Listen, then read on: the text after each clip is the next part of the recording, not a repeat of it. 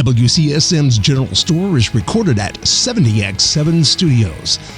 WCSM is brought to you by Chad's Express Lube and Car Care Center. Christine Flynn, your local farmer's insurance agent. For Good Reasons Roofing, your hometown roofing specialist. And by Sanders Insurance, your independent insurance experts. And now, WCSM's General Store crew. Well, hello and welcome to WCSM's General Store from the 70X7 studio. It's good to have you with us on this Friday. Thanks, as always, to Mike and Carter producing the show for us. Couldn't do it without them. Couldn't do it without you. There's no reason to do it without you, so we do appreciate so much that you are always with us and tuning in. And we think this is going to be a really special episode today, so we hope you watch it more than once and share it with all your friends, because we have got the great John Laskowski in studio with us.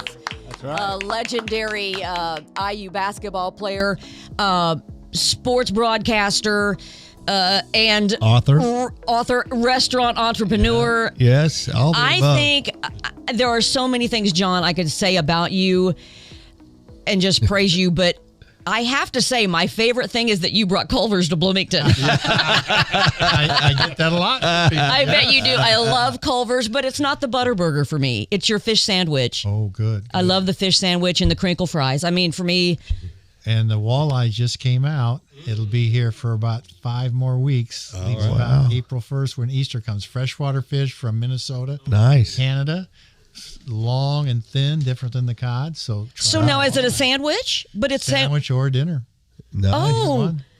And how much longer? 5 more weeks. Okay, I better get in there for that, because I always get the cod. We sell a lot of it. Friday. Now, is the walleye something you do every year? Yes. Is it for Culver's around the country? Okay, Nice. I didn't know that. I'll have to try that. Yeah, We've already learned something new already. I love me a fish sandwich from Culver's. So good. So all right. So we're going to basically just wind John up and turn him loose, because we want to talk to John. I think all of us remember. Most of us, and if you're young and don't know and don't remember, you need to go and look up some vintage footage of Laz playing basketball here at Indiana University. But most people know what John Laskowski did. He was an IU basketball player, but we want to know who he is, so we're going to start. You don't have to go all the way to the beginning, like the day you were born, but we would like to know. But you can if you want to, if you remember it. So first of all, do you know how big you were when you were born? Do you know your height? Which doesn't matter. No.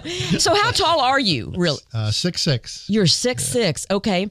And so tell us a little bit about John as a young boy growing up. Where were you born and raised? So born in South Bend, Indiana, and my dad was a tool and die designer, and he worked for a company called Collins Radio. And they called one day and said, "We're transferring you to Cedar Rapids, Iowa." Oh. And so I was about kindergarten, and we moved to Iowa, which is like a half hour from Iowa City. Okay? Yeah, right. And I didn't know anything about Indiana Hoosiers at the time. Right. And I was about 7 years old, January of 1961. Okay. And he comes home and he says, "Hey, I got some tickets to the Hawkeye Arena. They're playing the Indiana Hoosiers. No I'm kidding. Take you to your first Big Ten game." And then you were 7. 7 years old. About 7 years old. Okay. And I thought, man, how cool. So we go to the game, and the Hawkeyes come out to warm up. And I stand up, and I start clapping for the Hawkeyes because we live in Iowa. Right. Now, here's a guy that only went to high school, South Bend Central, and never played sports. He grabs me by the arm, sets me down. He says, "Son, you're a Hoosier." That's right. "And no matter where we live, you'll always be a Hoosier." And man, I was like stunned. Like, wait a minute here. And Indiana beat them that day, killed them, in fact. And I've got to meet the players from that team. Very nice. 61 Indiana Hoosier team. So Redenbaugh and Van Arsdale? It was a little before them. Okay. It would have been Bolliard and Rail. Okay. Oh, yeah. And that bunch that was there at that game. And, man, we had Indiana had a good team. I say, yeah, ready. Yeah. But at the time, I was no longer going to be a Hawkeye fan. I was going to be an Indiana fan. Yeah. So he passed away that November. Okay, this is in January. He passed away when I was 8 years old. Your dad? Yes. Oh. Yes. So he never got to see me play. Oh. But he knew that he was a diabetic and they didn't have dialysis machines and he had bad kidneys. And he rented the house in South Bend because he knew that he wouldn't live very long. And my mom's brother and sisters and her mom lived in Indiana. And so when he passed away, we moved back to that house that he bought before. And that's where I grew up. So it was kind of interesting how he ended up back in South Bend, but he knew it was going to happen. Wow. What got you started playing basketball? Yeah. So at that point, when the first game you went to, you hadn't played basketball, nothing. Yeah, knew nothing about it. Okay. Okay. No, just hanging around the kids. We played baseball a lot. Okay. Sure. Okay. And I asked my mom to go out for football in 8th grade, and she said, "You're too skinny. You're not going out for football." And I led the league in strikeouts at Little League. Well, there you go. Good job. But I wasn't a pitcher. I was a batter. Okay. That's fine. So the baseball thing, still a good that's story. not going to work out. That either. didn't work out. That Okay. didn't work out either. So I started playing basketball, and 6th grade was the first team I made, and just kind of worked my way up to high school. I went to a public grade school, and the feeder school was South Bend, Washington. Okay. And my 8th grade year, they won the sectional, they won the regional. They went to the semi-state in Fort Wayne. I said, man, these guys are good, you know? Right. And I wasn't very good yet. Yeah. And so South Bend St. Joe was 4-16 my 8th grade year. Oh. I said, now there's opportunity. You know? And so I said, Mom, I think I want to go to St. Joe. Wow. And so that was the reason, because the other team was too good. Yeah.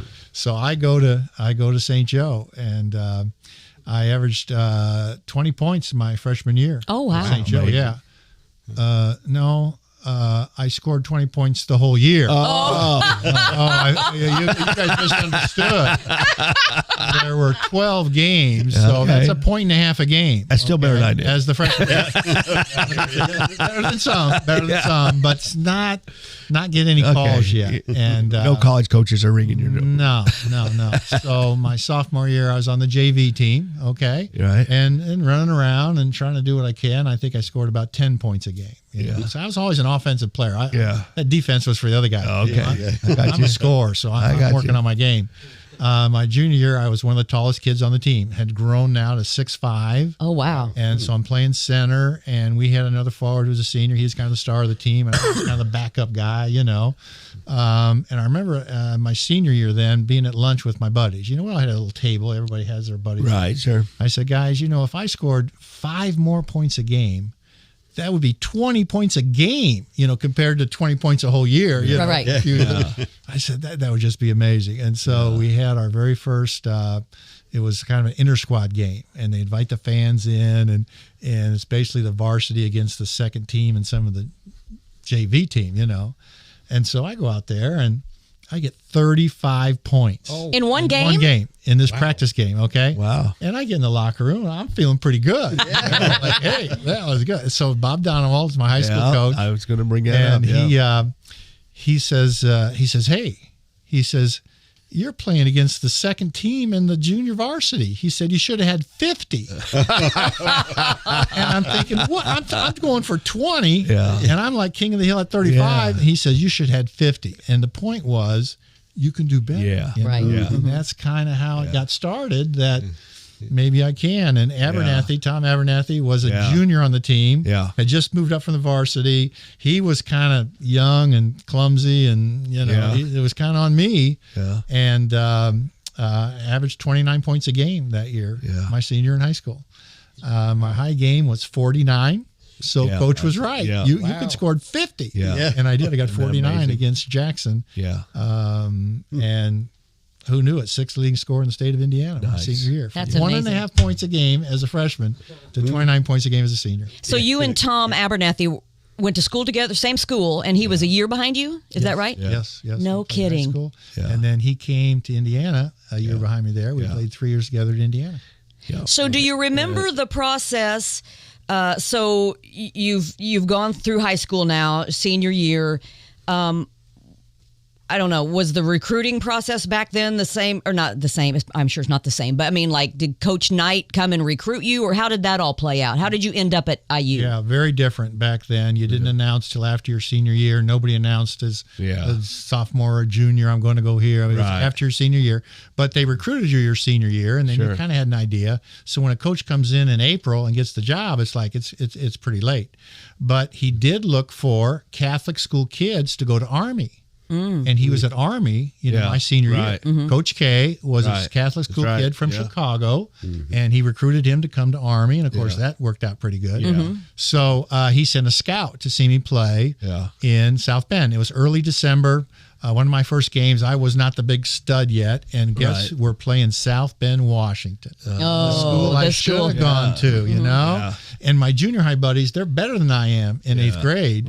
And now I'm supposed to be better than them. Okay, but in my mind, I'm still thinking I'm just an 8th grader that is not very good. It's the worst game of the year. I scored like 15 points. We won the game, but it was so this scout came to see me play. And he goes back to Army and says he's not good enough to play at Army, But at least he knew who I was, So when he got to Indiana, he started looking around, and now he's recruiting Indiana kids and got a hold of my coach. That started that process. So it wasn't until like 5 years ago. I'm talking to Coach Donewald, and he says, hey, he said, did I ever tell you who the scout from Army was that came to see you? And I said, well, no, but it doesn't mean anything now. I mean, the guy didn't know basketball. So, well, it was Bill Parcells. Oh, my Lord. The football coach for the Super Bowl New York Giants. I said, what? He goes, so he and Knight were buddies. I knew Parcells was the defensive back coach at Army when Knight was the head coach. And you talk about two guys exactly alike. Those guys are twins. Yes, exactly. So they just sucked right up to each other, and they were buddies. And so this is December, so the football season's over. And I'm sure he was probably going to see Eric Parsi at Notre Dame to learn some stuff about football. And he says, oh, by the way, go across the street and go see this kid, pay $2 and tell me what you think of him. So Parcells is Friday night. He goes over to watch football the game. Coach. Yeah, football coach. He's, this guy's not good. Don't worry about it. And so now time goes by. I'm at Indiana. Parcells comes to visit. He said, hey, you remember that kid you went to see? He turned out to be pretty good. He said, I'm never sending you again to see a player because you may know football. You know crap about basketball. So that's right. That's how that worked out. But Coach, he called Coach Donewald, and I did, and he said, hey, I got the Indiana job. Whatever happened to that kid that we looked at in December? He said, unbelievable, 29 points a game, second team All-State, 6th leading scorer of Indiana. He said, you got to come see, you got to see this kid. And so the season was over, but Coach Donewald sent some tape. Sure. And in those days, you would splice 8 millimeter film together. He must have spliced like 8 games together, really good plays, And I said, well, take a look at him. And he was real behind the 8 ball. Most guys had decided where they're going to go, and I was still kind of up in the air, wasn't sure what to do. And he was trying to find a 6'5" guard forward. He had these images of people that he needed to be successful. Put the puzzle together. So the best 6'5" guard forward in Indiana was not me. Delivery's great. It was Pete Trigovich from East Chicago, Washington. Never heard that name. Undefeated state champions, great team. And so Knight goes to see Trigovich. He says, hey, I'm Bob Knight. I'm going to create a dynasty at Indiana. He said, I need a guard forward just like you. I want you to come to Indiana. And Trigovich never heard of the guy. He goes, well, I'll tell you what, I'm going to go to UCLA. They already have a dynasty. And he did. And won 2 national championships and turned Bob Knight down. So then he realized his mistake and came after Jerry Nichols from Greenwood, okay? And now this is going to be his guy, all right? And not only did he go himself, because nobody knew who he was. He's got this figured out now. I got to bring some people who have credibility. The Van Arsdale twins are from Greenwood. I'll bring the Van Arsdales with me, and we'll talk to this kid. And they did. And I laid out his plan, defensive-oriented, offensive plays, da-da-da. And Jerry said, I don't want to do that. I'm not going to Indiana. I'm going to go. And he went to Purdue.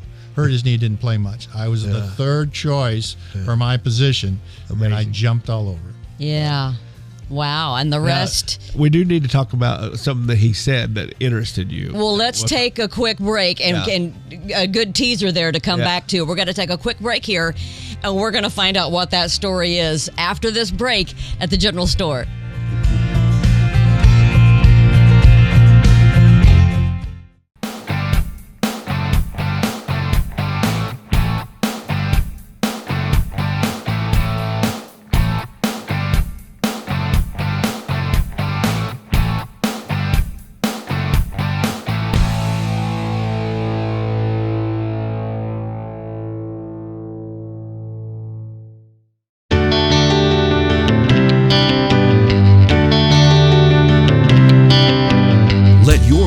Farmers Insurance agent Christine Flynn put her experience to work for you. Christine Flynn proudly serves Monroe, Lawrence, and Greene County families and businesses and is ready to review your existing policies or provide a no-obligation quote today. Call Christine Flynn at 812-822-2905 to get smarter about your insurance. Again, that's Christine Flynn at 812-822-2905. We know a thing or two because we've seen a thing or two. We are farmers. Bum, ba-dum, bum, bum, bum, bum. Underwritten by Farmers Truck Fire Insurance Exchanges and Affiliates. Products not available in every state. Chad's Express Lube and Car Care Center is the place that you need to go to keep your car running in perfect order. On the outside chance your car is not running in perfect order, Chad's has a shop over on State Road 46 in Ellisville that'll give you a free estimate and reasonable rates and get your car back on the road. Now, to keep it that way, you need to hightail it over to Chad's Express Lube and Car Care Center located at 1357 South Liberty Drive. You know exactly where that is. That's just right around the corner from Menards. Now, check this out. Every 7th oil change is free. That's right, absolutely free. I don't think you can get any better than that. Chad's Express Lube and Car Care Center, 1357 South Liberty Drive in Bloomington.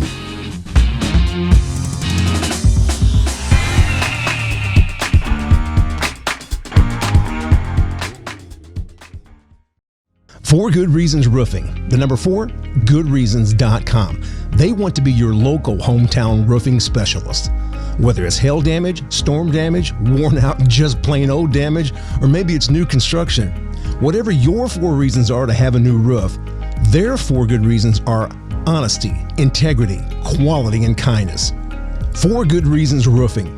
Give them a call, 812-360-4469. They will come and give you a free inspection and a transparent quote. You will be completely satisfied because the owner, Tony Pulliam, would not let it be anything less than your satisfaction.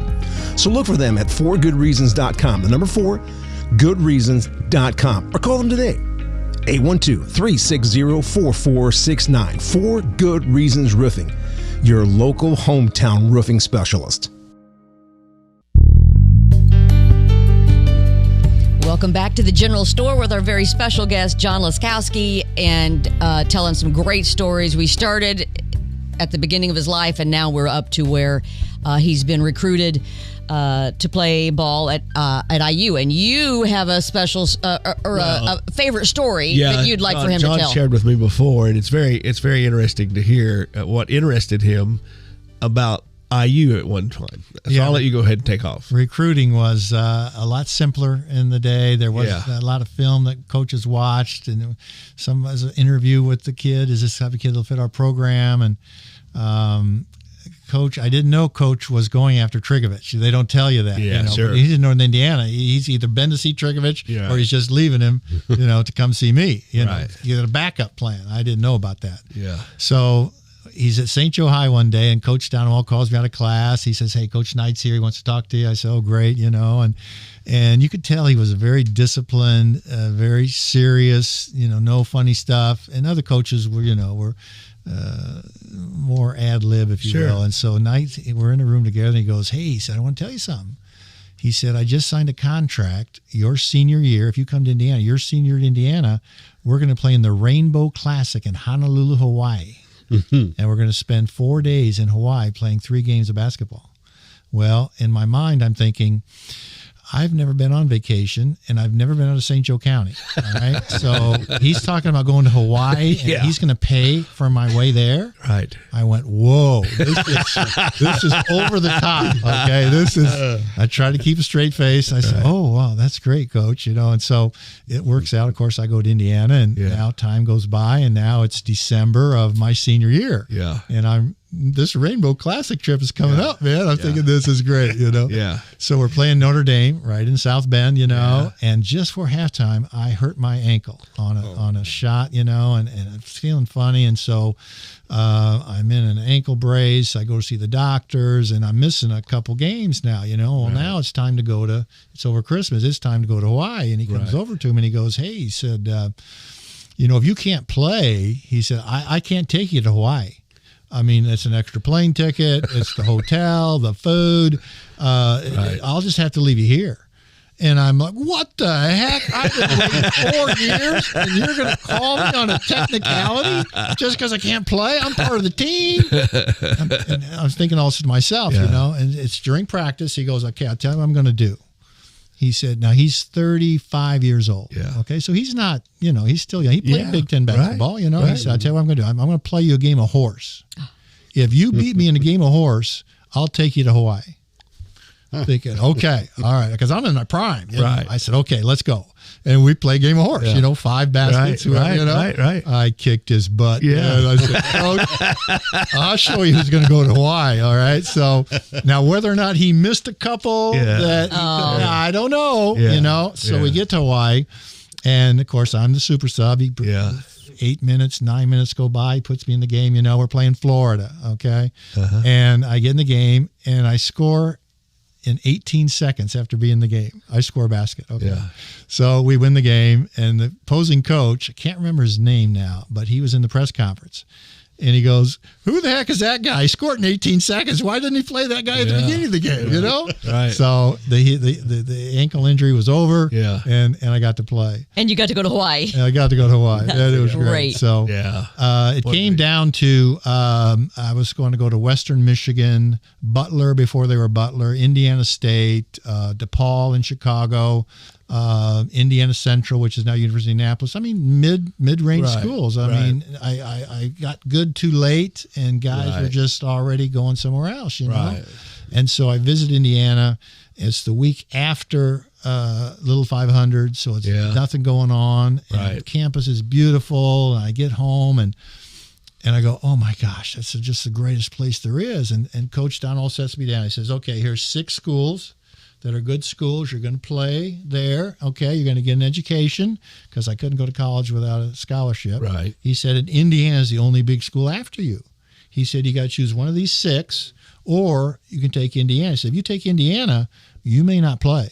I mean, they got Steve Downing. Right. McGinnis was still there at the time. Exactly. And those guys are all state and all stars. And, you know, he said, would you go to Indiana if you didn't play? I said, absolutely. If I get to play, that's icing on the cake. There you go. And it turned out where I got the we scholarship need more like and you. get to play. And I got to play. So that turned out good. Yeah. I did have an interesting recruiting trip to DePaul in Chicago. Yes. Ray Meyer was the coach I there. remember Ray. Yeah, he's legendary. And took the South Shore train over on a weekend. And Friday night, he took me out to dinner. Yeah. And we go into this Chicago restaurant. I mean, I was just a Polish kid from the west side of South Bend. You know, I'm way out of my element here, okay? Sure. We go into this big steak place. You know, these dark panel restaurants with the dim lights, you know, and we go in there for steak, and we get a table way in the back, way in the back. And so we're so far back that the fire exit door with the little push handle, the metal door, that's where our table is. We're right there, okay? And I'm thinking, well, there's nicer tables in the front, but he's got me in the back. And we got the table there, just me and him, but it's set for 3. There's 3 plates and 3, you know. And he keeps looking at this door. Yeah. And I'm thinking, what the heck's going on here? You know, and we're about halfway through dinner, and sure enough, the door knocks, and he answers the door, and some guy walks in. And this guy, you know, he's dressed beautifully, a suit with a vest and the tie and the hat, you know. Right. And I don't know much, but I'm thinking this guy's coming in the alley, okay? Right. This guy's Yes. He's the mafia. This guy's, Yeah. Hey, sit down. This is the kid I've been telling you about here. Sit down. I want you to meet this kid. So we start talking, and he leans over the table and he goes, hey, kid, I want you to know something. We take very good care of our players at DePaul University. And I'm thinking, wow, what does that mean? Yeah. 10 minutes go by and he says, hey, kid, we take very good care of our players at DePaul University. He did it a third time, and I still didn't say anything because I'm scared to death. Yeah. Right. Sure. Well, the question is asked, and if you say, how do you take very good care of your players? They will tell you. They will pay you money under the table to come to school. Okay? Yeah. I didn't get that far. Yeah. I just said, that's it. So it's time to leave after the visit, and coaches drive me to the train station again with one of the players. It's Mother's Day. Okay? It's a Sunday, Mother's Day. So he gets me on the train. The kid has a $20 bill. He buys me a plane ticket or a train ticket. And he comes back to the car and says, Coach, here's the change. He goes, no. Buy the kid's mom flowers and let him keep the change. So it's all about, So the guy runs back on the, hey, here's the flowers. Yeah. Coach wants you to have the change too. What's $5 or whatever? I don't know. Sure. And it was all about showing you the money. Sure. Show me the money. It was NIL before NIL. Yeah. Oh, okay? yeah. Oh, yeah. But I turned that one down. Oh, yeah. I turned that one down. Indiana worked out great. Good for you. Wow. Yeah. Great story. So you told us also about night driving you around campus, I think. Now, was this during a recruiting? I think it was during the recruiting. Is that correct? There was it was during the trip, right. He actually flew me in a plane, from South Bend to Indianapolis. Okay. And he drove up in the car with Coach Wetlick, assistant coach. Yeah. And so he sends Wetlick in the airport to pick me up. How he found me, I have no idea. He goes, come on, we're going down to Indiana.